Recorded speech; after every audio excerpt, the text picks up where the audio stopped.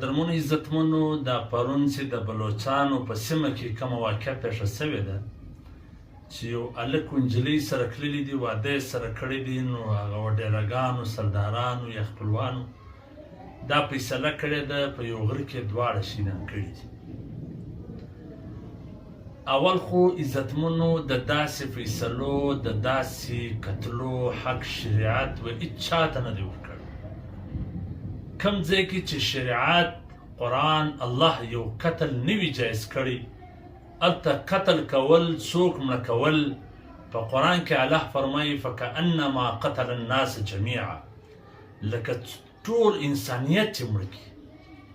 یعنی دا د یو زنانې یا د یو هلک مرګ نه دی، دا د ټول انسانیت مرګ دی. که چیرې شرعي نظام سي، شرعي حکومت سي، دا څومره کسان چې په دې قتل کې ملوثه دي ورسره شامله دي، دا ټوله به د دې په بدله کې قتل کیږي.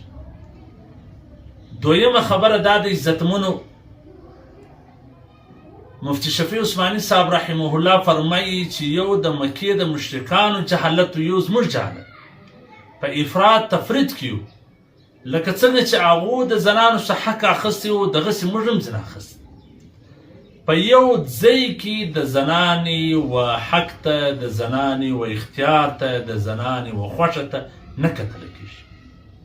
که ړوند وي، که کوڼ وي، که نشهیي وي، که غل وي، که سپینږوری وي، که هر رنګه وي چې پلار یا خپل ورکړله، بس دا به هلته ورسره ځي.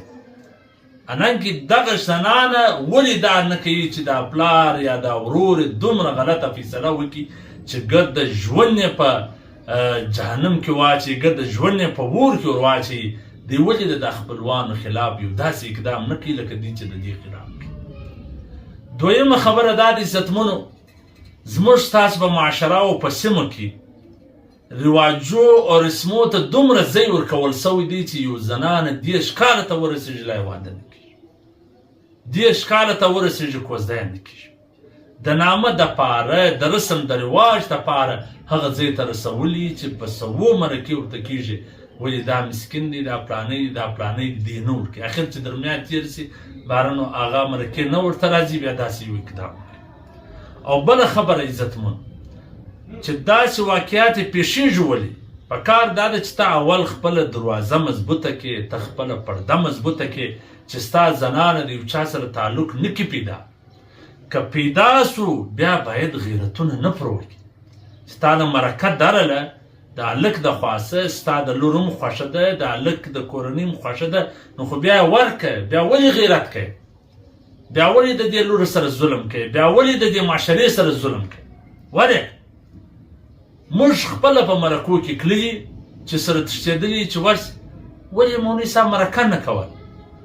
ولې ته نه راستولې؟ ولې پلانی نه راسته؟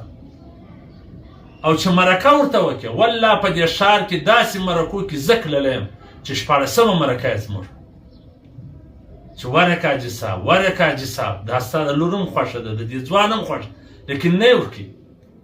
اخر چې هغه داسې اقدام وکړي، بیا نو د ده غیرت راپورته سي، بیا نو مړي هم کوي، قتلونه هم کوي، بیا برته پیسې هم پراخي. دا لږ غیرت، دا لږ انسانیت، دا لږ مسلماني باید سړی په خپل ځان کې پیدا کړي. د خپل انانیت، د خپل ضد د وجې سره کورونه نه کړي تباه، انسانیت نه کړي تباه، دنیا نه کړي تباه. اول خو په کار دی چې د زوی څه پوښتنه کوې چې زویه دا ستا خوښ دی، نو د لور څه ولې پوښتنه؟ ولې دا لور حقوق نه لري؟ حالانکې په شریعت کې نبي علیه صلات وسلام فرمایي چې کور ته د یو شی راوي، اول به یې لور ته ورکوي، بیا به یې زوی ته ورکوي. په قرآن کې میراث مثل حظ الانثیین، اول الله لوڼې او زنان یاد کړي دي، بیا نارینه یاد کړي. موږ به ځان ته غیرتمن هم وایي، ځان ته پښتانه هم وایي، ځان ته هر څه وایي، لیکن دلته مې بیا هغه غیرت، هغه اسلامیات، هغه دینداري ټوله و شاته غورځولې. نو په کار دا د عزتمنو چې په معاشره کې داسې یو کیس وي، داسې واقع وي، د ظلم څخه کار وانخیستلی سي، بلکې ودې ته ژوند ورکول سي، بلکې ودې ته سهولت ورکول سي. اول خو پر وخت ودونه وکړي، پرده وکړي، هسې کس و ناکس کور ته مه پرېږدي، نه ای د کس و ناکس کره والله چې زه زموږ ستاسې د معاشرې پر بې پردګي وګیږم، دغه پنجاب دا کراچي والا د سترګو رانجه کړي چې په میاشتو په کوم ځایو کې دا زموږ د نامحرمو ځایونو کې د یوې او د بل نامه په خدمت لپاره هلته شپې کوي په یو واده کې څو خورلڼې ورسره ځي څو خیشان پردي کوروله یو دانه زومي دا نور ګرد د نارینه ورته ګرځي دا تا ورستولي یعنی چې کوم ځای ښه کېدونکي هلته پیل هم ښه کېږي والله موږ ته پیغامونه راغلي دي چې دا زموږ راجانو ته ووایه چې یا دې مې خوندي کړي یا دې مې ورکړي کور ته هر سړی رایله کړی دی هر سړی چې راځي ځان ورګوري خیر خو نو زموږ کتابونه لیکي وایي چې کوم ځای ښه کېدونکی هلته پیل هم ښه کېږي نو پکار دا ده چې موږ لږ دین ته وګورو شریعت ته وګورو اسلام ته وګورو چې هغه کوم احکام موږ ته راکړي دي باید په هغه عمل وکړو نو دا څومره کسان چې په دا کې ملوثه دي دا ټول عند الله عند شریعت قاتلان دي د قیامت په ورځ به دا د قاتلانو په صف کې ولاړ